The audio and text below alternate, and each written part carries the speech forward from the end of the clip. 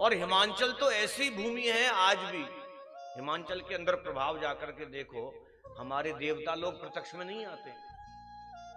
हमारी भूमि पर देवता प्रत्यक्ष में आके कोई आभास नहीं करते हैं, कोई आपको सूचना नहीं देते हैं। परंतु आज भी हिमाचल में चाहे बाबा केदार की पालकी जाए, चाहे मैया की पालकी जाए, वो पालकी अपने हिसाब से चलती है। भले चलाने वाले कंधे लगे होंगे उसमें, परंतु जिस रास्ते उसको जाना है वो अपने आप मुड़ जाती है। तो हिमाचल की भूमि इतनी पवित्र, जहां आज भी प्रत्यक्ष रूप में देवता विराजमान हैं। उनकी पुत्री मैया पार्वती के साथ में भगवान शंकर का दिव्य विवाह होता है।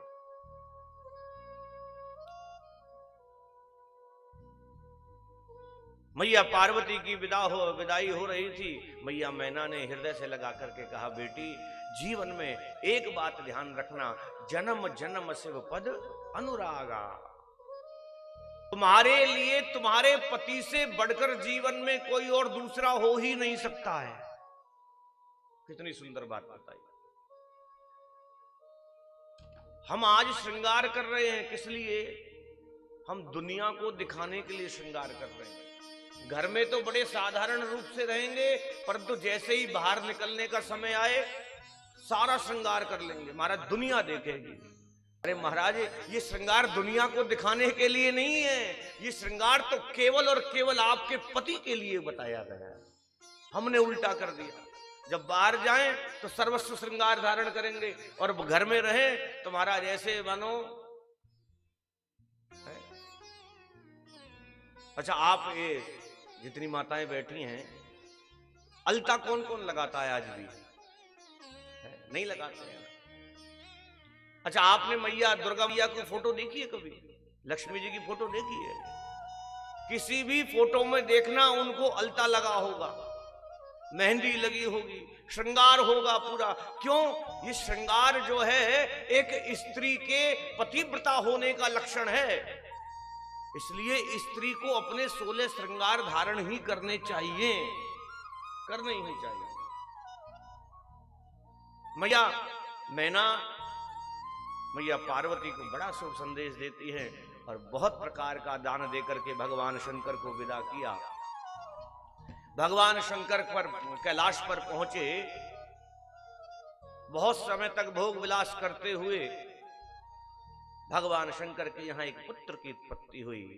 तब जन्मेऊ षट बदन कुमार, तब जन्मेऊ षट बदन कुमारा, तारक असुर समरते ही मारा, तारक असुर समरते ही मारा, तारक असुर समरते ही मारा, तारक असुर समरते ही मारा। कार्तिकेय जी का जन्म होता है, और कार्तिकेय जी की पूजा कहां? हमारे उत्तर भारत में कार्तिकेय जी की पूजा नहीं है। कार्तिकेय जी की पूजा है दक्षिण भारत में, जिनको अयप्पा के नाम से भी जानते हैं। आप दक्षिण भारत में जाएंगे तो कार्तिकेय जी की पूजा मिलेगी। यहां पर भगवान शंकर और मैया पार्वती के संवाद का विश्राम करते हैं। याज्ञवल्क्य जी महाराज अब जैसे ही भरद्वाज जी को कथा सुना रहे थे, कथा सुनाते सुनाते ऐसी स्थिति भी या भरद्वाज मुनि की हो गई। कैसी? कि नयन नीर रुमावल ठाड़ी। और हुआ क्या कि बहुलाल सा कथा परवा। कथा कहती है किसको दी जाए, श्रोता के लक्षण क्या हैं? राम कथा के तई अधिकारी, जिनके सत्संगत अति प्यारी। यहां याज्ञवल्क्य जी कथा सुनाना चाह रहे थे, किसकी? राम जी की, पर पूरी कथा सुना दी शिव जी के विवाह की। किस लिए? परीक्षण करना चाह रहे हैं ये अधिकारी हैं या नहीं है। क्यों?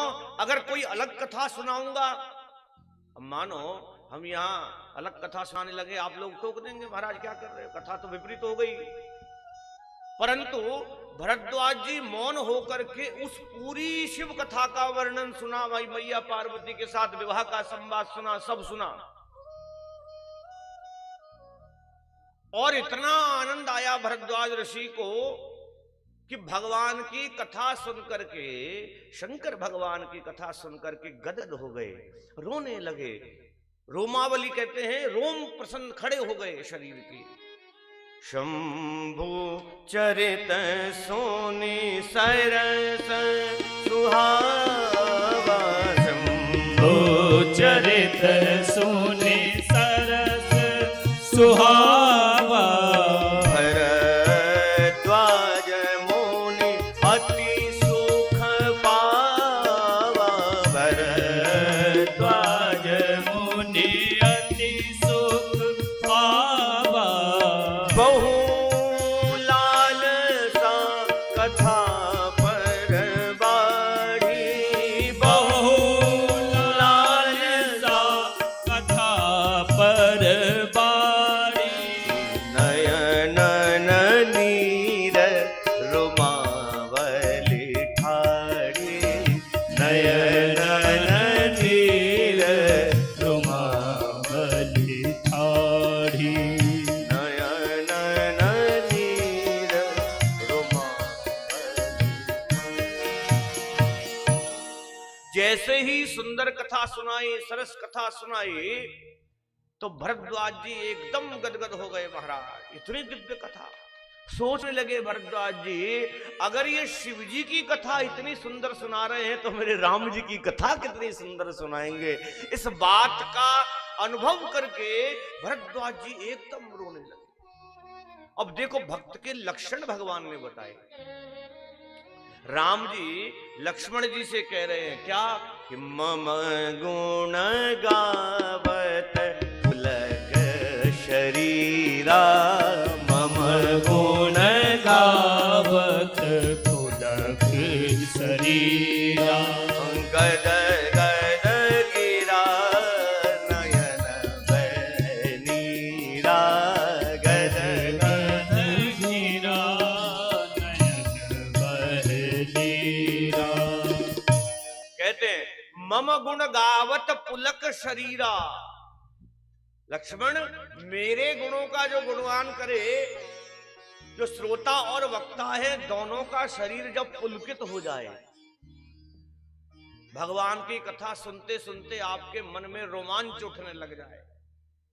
आपके साथ कभी कभी होता है ना ऐसे, जैसे मानो कहीं दर्शन करने गए, अयोध्या जी गए, वृंदावन गए, बहुत दिन से दर्शन नहीं किए भगवान के, अब जैसे ही दर्शन करने के लिए मंदिर में प्रवेश करते हैं, शरीर कांपने लग जाता है, रोम रोम खड़ा हो जाएगा, नेत्रों से सुधार अपने आप बहने लग जाएगी, हाथ जोड़ करके केवल खड़े रहोगे, प्रभु वाह क्या सुंदर दर्शन है आपका है। अब इसमें दो चीजें हैं, जैसे गदगद गिरा नयन बह नीरा, आंखों से अश्रु निकल, हम लोग आर्टिफिशियल आंसू भी बना सकते हैं, ग्लिसरीन लगाया आंसू निकल जाएंगे, है ना।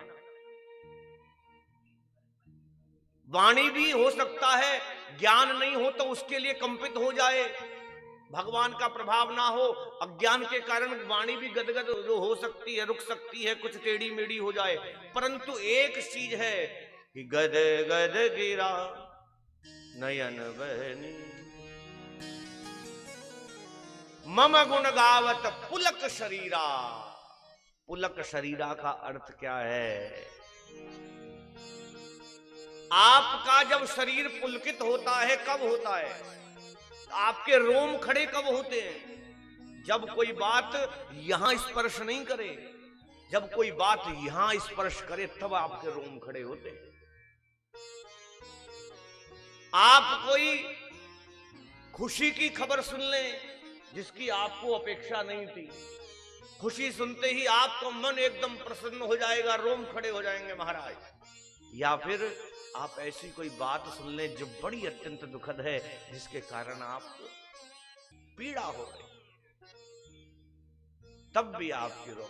तो जब तक बात यहां तक नहीं पहुंचेगी तब तक आपकी रोमावली खड़ी होने वाली नहीं है। कथा समझाना चाहती है, दर्शन करिए कि जब हम कथा में बैठें तो कथा यहां नहीं जाए, कथा सीधी यहां जानी चाहिए। बोल गोविंद भगवान। नयन नीर रोमावल ठाड़ी। जब ऐसा स्थिति भरद्वाज मुनि की देखी तो याज्ञवल्क्य जी बोले कि प्रेम विवश मुख आव न बान, दशा देख हर्षे मुनि ज्ञान। हर्षित हो गए याज्ञवल्क्य जी महाराज और बोल पड़े, अहो धन्य तव जन्म मुनीषा, तुम ही प्राण सम प्रिय गौरीशा। मैं जान गया भरद्वाज जी, राम जी को प्रेम करने वाला भगवान शंकर का द्रोही कभी हो ही नहीं सकता।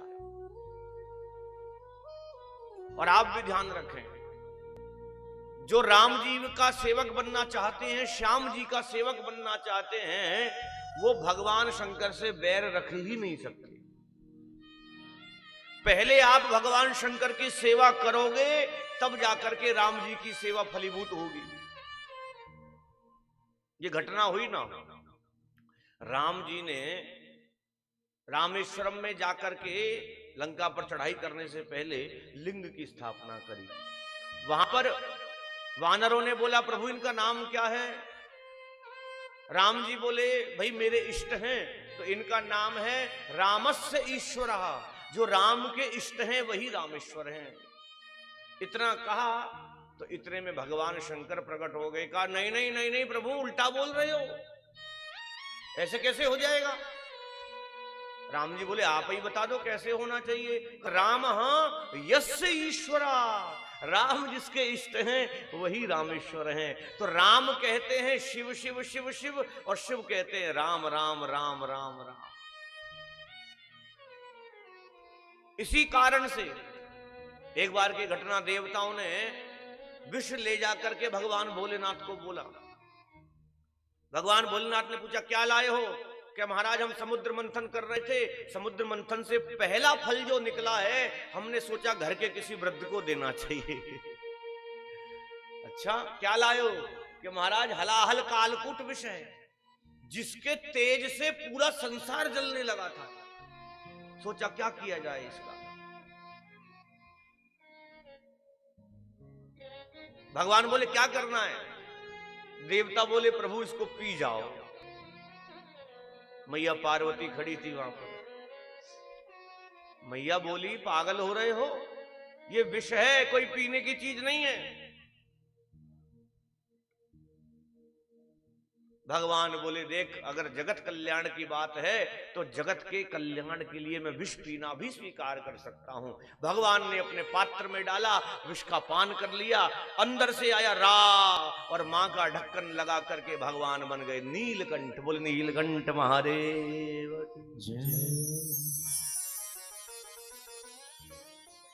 देवताओं ने देखा स्थिति, भगवान तो बिल्कुल ऐसे आनंद में बैठे हैं जिसकी एक बूंद गिरने से, जिसकी कुछ बूंद गिरने से पृथ्वी पर चराचर जगत में जितने विषैले जीव हैं वो पैदा हो गए, जितनी विषैली औषधियां हैं वो पैदा हो गई। एक दो बूंद गिरने से, इसके प्रभाव से उस हलाहल विष को भगवान शंकर पान करके विश्राम की स्थिति, आनंद में बैठे। देवताओं ने पूछा, आपको ऐसे आनंद कैसे हो गया? इतने हलाहल विष को आप पचा कैसे गए? भगवान शंकर ने कहा, देखो आप लोग आए किसको लेकर के? विष को लेकर के।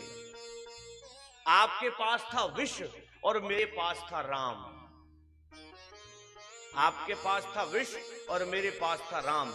अब ये विष जैसे ही राम के पास गया तो विष ने राम के साथ मित्रता कर ली, तो क्या बना? विश्राम। तो उसी विश्राम के सहारे मैं आनंद में बैठा हूं। तो भगवान शंकर की अगर पूजा कर रहे हो तो राम जी की भी करो, राम जी की कर रहे हो तो भगवान शंकर की भी करो। इसमें कहीं किसी प्रकार का कोई संशय नहीं है। अब हमारे भरद्वाज मुनि से याज्ञवल्क्य जी कह रहे हैं कि प्रथमई में कई शिव चरित बूझा मर्म तुम्हार, सुच सेवक तुम राम के रहित समस्त विकार। मैंने आपको जानबूझ करके उल्टी कथा सुनाई। मैं आपके रहस्य को जानना चाहता था कि आप वास्तव में भगवान के भक्त हैं या नहीं, परंतु मुझे विश्वास हो गया। सुचि सेवक तुम राम के, शुचि का अर्थ क्या है?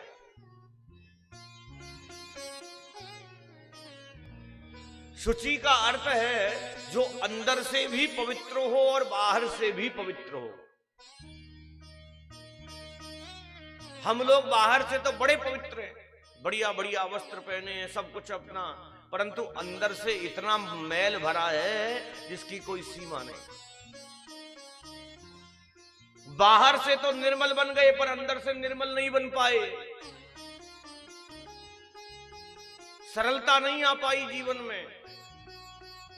और जब तक जीवन में सरलता नहीं आएगी, निर्मलता नहीं आएगी, भगवान प्राप्त होने वाले नहीं हैं। भगवान क्या कहते हैं कि निर्मल जन मन सो मोहि पावा, निर्मल मन जन सो मोहि पावा, निर्मल मन जन सो मोहि पावा, निर्मल मन जन सो मोहि पावा, निर्मल मन जन सो मोहि पावा, निर्मल मन जन सो मोहि पावा। मोहे कपट छल छिद्र न भावा, मोहि कपट छल छिद्र न भावा, मोहे कपट छल छिद्र न भावा, मोहि कपट छल छिद्र न भावा।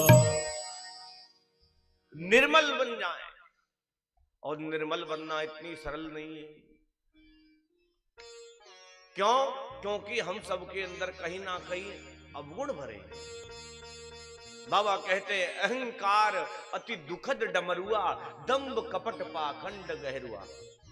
एक बार जीवन में अगर अहंकार हमारे अंदर आ गया तो मानो सारी बीमारियां अपने आप चली आएंगी।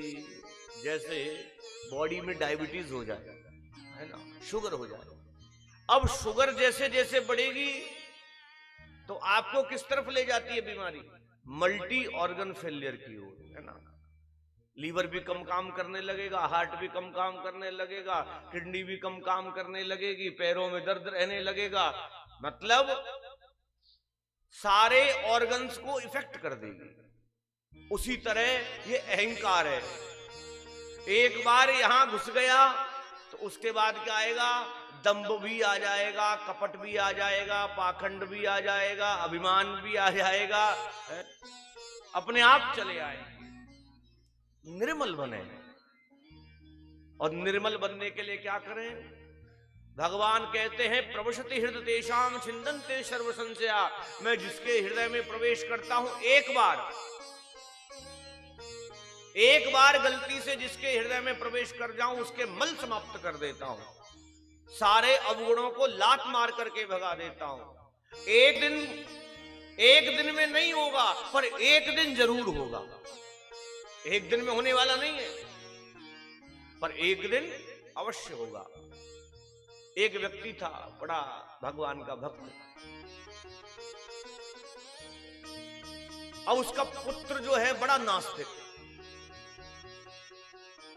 संत महात्मा आए घर में, किसी को ना प्रणाम करे, ना नतमस्तक हो, ना कोई सेवा पानी, कोई कैसा आचरण नहीं करे, बड़ा दुखी। एक दिन गुरुजी आए, गुरुजी से कहा प्रभु ये कुछ कृपा करो, ये बड़ा नास्तिक है। अच्छा बुलाओ इसको। बेटे से कहा बुलाया। हाँ भाई भजन नाम क्यों नहीं लेता, कुछ तो कर ले आकर। कहा नहीं हमारी कोई रुचि नहीं है। क्या किस में रुचि नहीं है? तो भगवान के नाम में कोई रुचि नहीं है। अच्छा चल तू कुछ मत कर, ऐसा कर, मैं कहता हूं राम बोल। कर नहीं बोलूंगा। गुरुजी बोले राम बोल। नहीं बोलूंगा। राम बोल। नहीं बोलूंगा। क्या नहीं बोलेगा? कि राम नहीं बोलूंगा। कि बस बस बस बस बस बस बोल दिया ना, एक बार बोल दिया है? इतना ही करवाना था। उसको कहा देख, जब तेरी मृत्यु हो ना, यमदूत तुझे पकड़ करके ले जाएं, तब उनसे पूछना कि मैंने गलती से एक बार राम बोल दिया है, उसके नाम का प्रभाव क्या है, पुण्य क्या है, उसका फल क्या है। अब वो गया, यमदूत लेकर के गए, नरकों में ले जाके डाब मारने लगे। धर्मराज सामने बैठे थे। धर्मराज ने पूछा, हाँ भाई तूने कोई जीवन में पुण्य तो किया नहीं, कोई सदकर्म किया नहीं? अब उसको गुरुजी की बात याद आ गई। गुरुजी ने कहा था जब कोई पूछे तो कह देना मैंने राम का एक बार नाम उच्चारण किया। उसने कहा नहीं नहीं मैंने पुण्य किया है। क्या किया है? क्या मैंने एक बार राम नाम का उच्चारण किया है। यमदूत बोले नहीं नहीं प्रभु, जबरदस्ती बुलाया गया है, इसने नहीं बोला है। का बोला तो है ना। तो बोले बता अपने पुण्य के बारे में क्या फल लेना चाहता है। अब गुरुजी ने मना कर दिया था वो तुझे फल दें, वो फल लेना नहीं। तो उससे कहें कि तुझे राम नाम के बदले क्या चाहिए, तू लेना नहीं। यमदूत बोले हाँ भाई क्या चाहिए तुझे? का देखो आप अपने हिसाब से बताओ, राम नाम के तुलना में क्या फल होना चाहिए। यमदूत बोले इसका तो हमें भी नहीं पता क्या फल होना चाहिए। गए ब्रह्मा जी के पास, ब्रह्मा जी से पूछा कि एक बार राम नाम लेने का क्या फल। ब्रह्मा जी बोले हमें भी नहीं पता। ब्रह्मा जी बोले हमें भी नहीं पता, चलो शंकर भगवान के पास।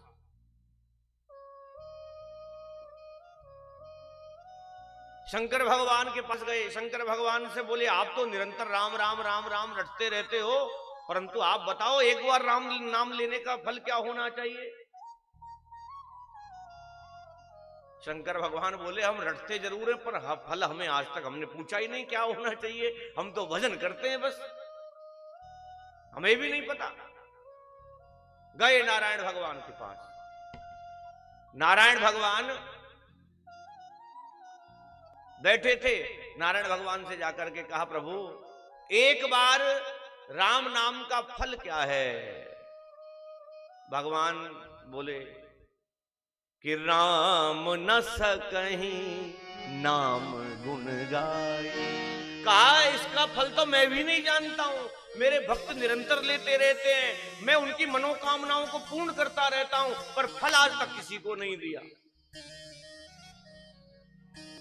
तो यमराज बोले क्या करें, क्या फल होना चाहिए। भगवान बोले अरे मूर्खो एक बात बताओ, जिस राम नाम के एक बार उच्चारण करने से ये नरक से बैकुंठ में आ गया, इससे ज्यादा फल क्या चाहिए। बोल गोविंद ये राम नाम की महत्वता है।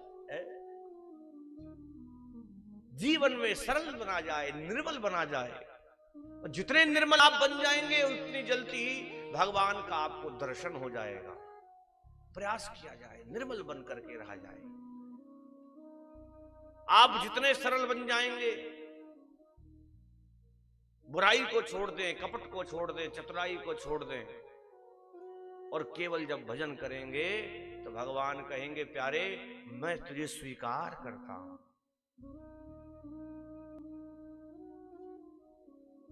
भरद्वाज मुनि कहते हैं सुच सेवक तुम राम के, मैं जान गया आप भगवान के निर्मल सेवक हो, जिसके अंदर ना कुछ अंदर है और ना कुछ बाहर है।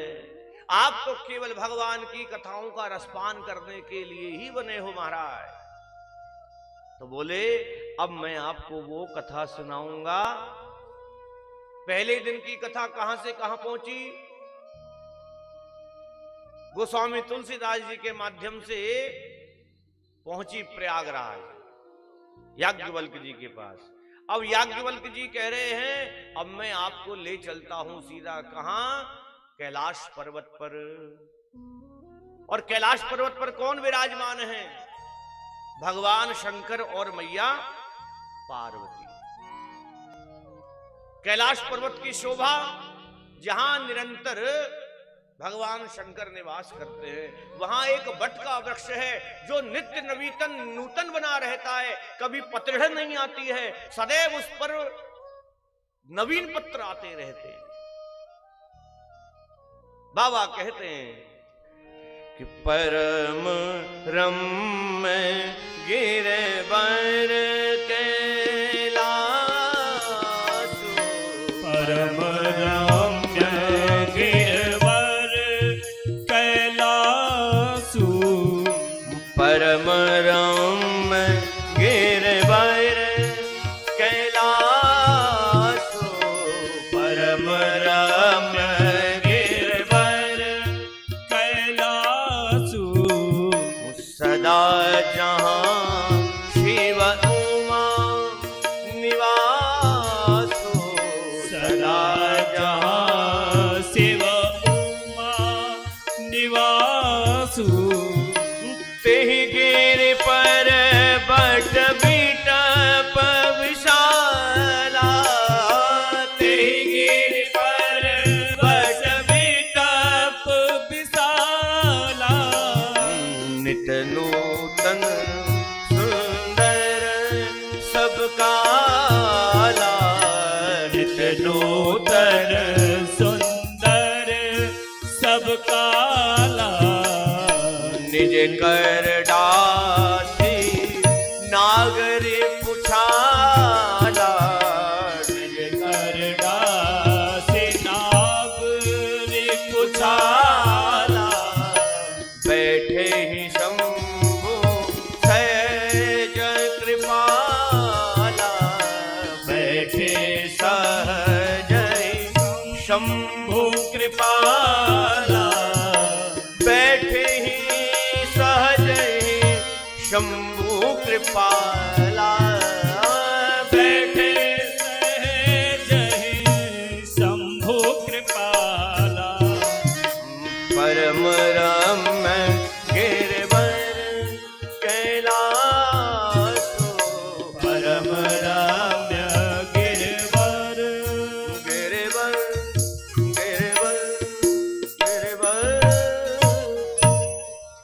कि परम रम्य गिरवर कैलासो।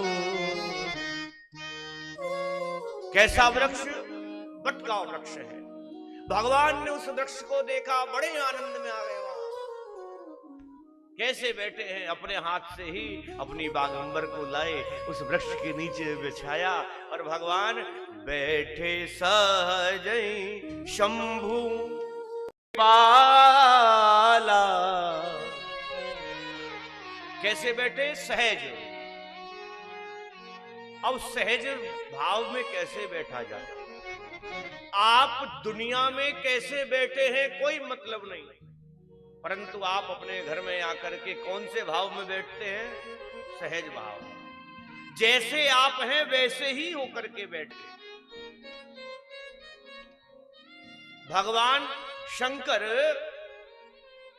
सहजता से आकर के बैठ गए, एकदम शांत होकर के मुस्कुरा रहे हैं, मन ही मन में राम राम राम राम का स्मरण करने लगे। मैया पार्वती ने देखा, आज तक भगवान शंकर को इतना प्रसन्न नहीं देखा, इतने वर्ष निकल गए। मैया ने सोचा आज इससे बढ़िया अवसर जीवन में दोबारा मिलने वाला नहीं है।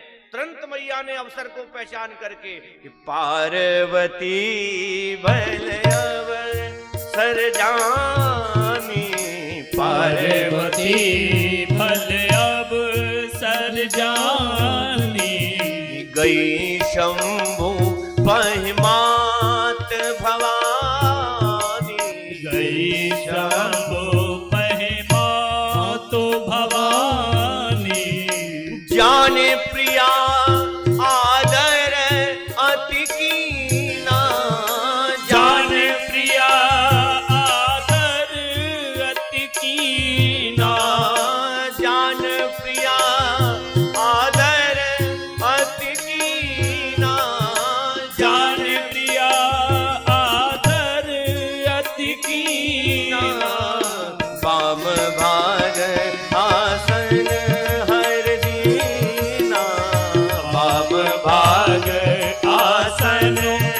हर दीना वाम भाग आसन हर दीना बाब भाग आसन आसन